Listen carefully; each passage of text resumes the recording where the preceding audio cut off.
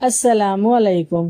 اللہ تعالیٰ کے انعامات اور تحائف، استغفار کی قبولیت۔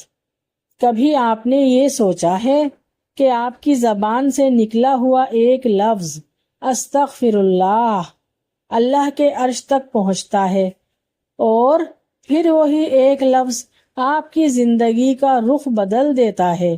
گناہ تو ہم سب ہی کرتے ہیں، کچھ جان بوجھ کر اور کچھ انجانے میں، لیکن ایک راز ہے، اللہ ان لوگوں سے ناراض نہیں ہوتا جو گناہ کرنے کے بعد توبہ کر لیتے ہیں، اور قرآن کہتا ہے بے شک اللہ ان لوگوں سے محبت کرتا ہے جو بار بار توبہ کرتے ہیں۔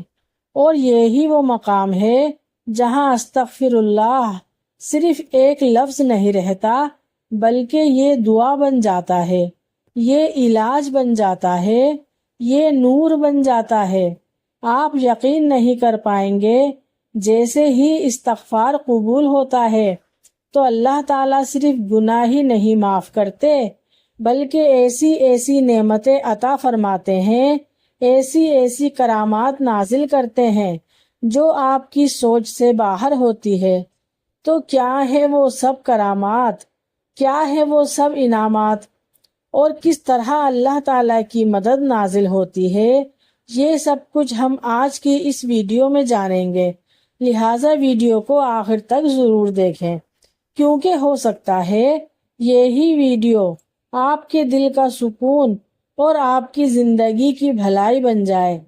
تو یہ بات یاد رکھیں، جب ہم استغفار پڑھنا شروع کرتے ہیں روزانہ کی بنیاد پر، تو پھر اللہ پاک بھی ہمارے لیے انعامات کی بارش برسانا شروع کر دیتا ہے۔ پہلا انعام جو ملتا ہے استغفار پڑھنے والے کو وہ یہ ہے کہ دل کا بوجھ اتر جانا اور سکون کا نزول ہونا۔ کیا آپ نے کبھی ایسا محسوس کیا ہے کہ آپ سب کے بیچ میں ہوتے ہوئے بھی خود کو اکیلا محسوس کرتے ہیں، کہ رات کی تنہائی میں دل ایک عجیب سا بوجھ اٹھائے ہوئے ہوتا ہے، نہ کوئی بات سمجھ آتی ہے اور نہ دل کو قرار آتا ہے، نماز بھی پڑھتے ہیں، دعائیں بھی مانگتے ہیں، مگر وہ اندر کی گھٹن اور وہ اندھیرا ختم ہونے کا نام ہی نہیں لیتا۔ یہ وہ لمحہ ہوتا ہے جہاں انسان کا دل اللہ کو پکارنے کے قریب ہوتا ہے، یہ وہ مقام ہے جہاں استغفار زندگی بدل دیتا ہے۔ جب ایک شخص دل سے کہتا ہے استغفر اللہ اور سچے دل سے اپنے گناہوں پر شرمندہ ہو کر توبہ کرتا ہے، تو اللہ اس کے دل سے وہ بوجھ، وہ غم، وہ بے چینی آہستہ آہستہ ختم کر دیتے ہیں، اور وہ شخص حیران رہ جاتا ہے کہ کیسے ایک لفظ نے اس کے اندر کی ٹوٹ پھوٹ کو کس طرح جوڑ دیا۔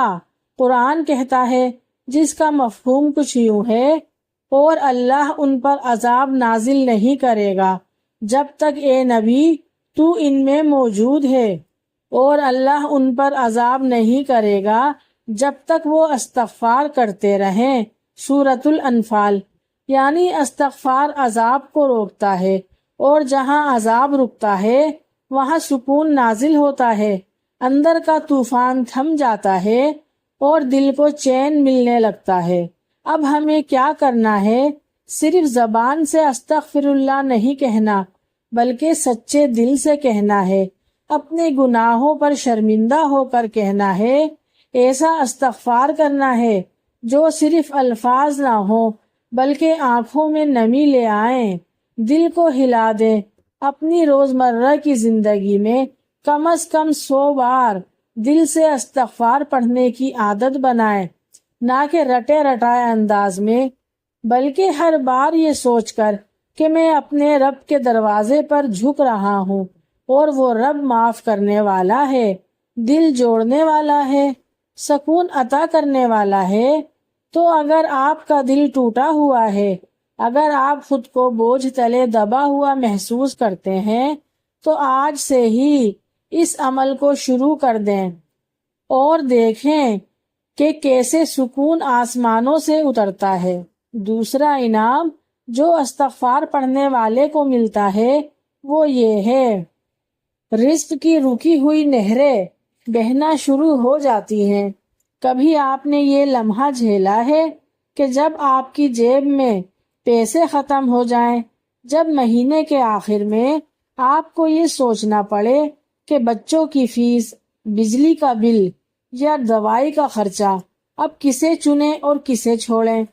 جب آپ کی محنت، آپ کی کوشش، آپ کی دعائیں، سب کچھ کرنے کے باوجود رزق کی تنگی ختم نہ ہو تو جان لیجئے یہ محض دنیاوی مسئلہ نہیں، بلکہ یہ اللہ سے ایک پکار ہے، یہ اللہ کی طرف سے ایک پیغام ہے انسان کے لیے کہ واپس آ جاؤ میری طرف، گناہوں بھری زندگی چھوڑ دو اور مجھ سے معافی مانگ لو۔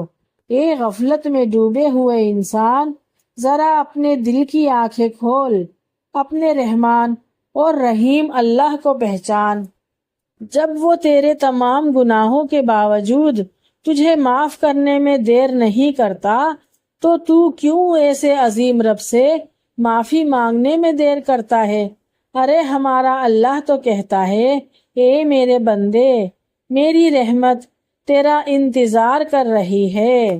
جب انسان استغفار کرتا ہے تو صرف اس کے گناہ ختم نہیں ہوتے بلکہ رزق کے بند دروازے بھی اس کے لیے کھل جاتے ہیں، اور قرآن کہتا ہے جس کا مفہوم یہ ہے، بس میں نے ان سے کہا اپنے رب سے استغفار کرو، یقیناً وہ بہت بخشنے والا ہے، وہ تم پر آسمانوں سے بارشیں برسائے گا اور تمہیں مال اور اولاد سے نوازے گا اور تمہارے لیے باغات بنائے گا اور تمہارے لیے نہریں جاری کر دے گا۔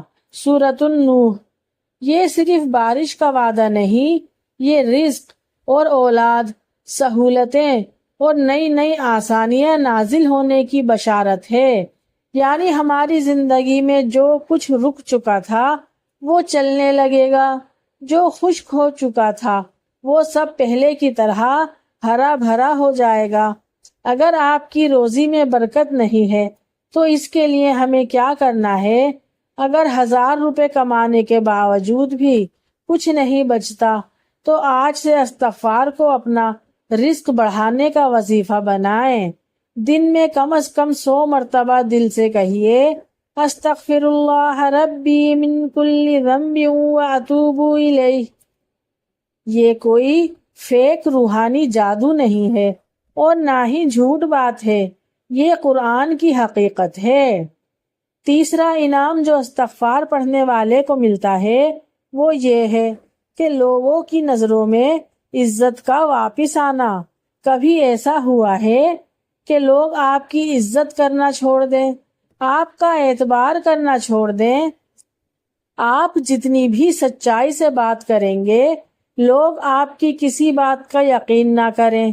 کبھی ایسا محسوس کیا ہے کہ آپ کا مقام، آپ کی عزت، آپ کا بھرم، سب کچھ جیسے مٹی میں مل گیا ہو؟ یہ عزت کی محرومی بعض اوقات ہمارے ان گناہوں کا اثر ہوتی ہے جنہیں ہم خود بھی بھول چکے ہوتے ہیں، لیکن اللہ نے استغفار میں صرف گناہوں کی معافی نہیں رکھی بلکہ عزت کی واپسی بھی رکھ دی ہے۔ قرآن کہتا ہے جس کا مفہوم کچھ یوں ہے، اور عزت تو صرف اللہ اور اس کے رسول اور مومنین کے لیے ہے۔ سورۃ المنافقون۔ یعنی جب بندہ سچے دل سے توبہ کر کے مومنوں کے قافلے میں شامل ہو جاتا ہے تو اللہ تعالیٰ اسے عزت کا لباس پہنا دیتے ہیں۔ آپ نے کبھی ایسے لوگوں کو دیکھا ہے جن کے پاس نہ دولت ہوتی ہے اور نہ ہی کوئی دنیاوی مقام، مگر جب وہ بات کرتے ہیں تو سب چپ ہو جاتے ہیں؟ کیوں؟ کیونکہ ان کے دل صاف ہوتے ہیں اور اللہ نے ان کی عزت لوگوں کے دلوں میں پیدا فرما دی ہوتی ہے، اس لیے لوگ ان کی عزت کرتے ہیں۔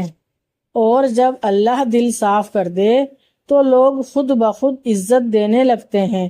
اس لیے اگر آپ چاہتے ہیں کہ آپ کی کھوئی ہوئی عزت، وقار اور مقام سب کچھ واپس مل جائے تو روزانہ رات کو سونے سے پہلے 5 منٹ اللہ سے یہ دعا کیا کریں کہ یا اللہ مجھے ایسا بنا دے جیسا تو دیکھنا چاہتا ہے۔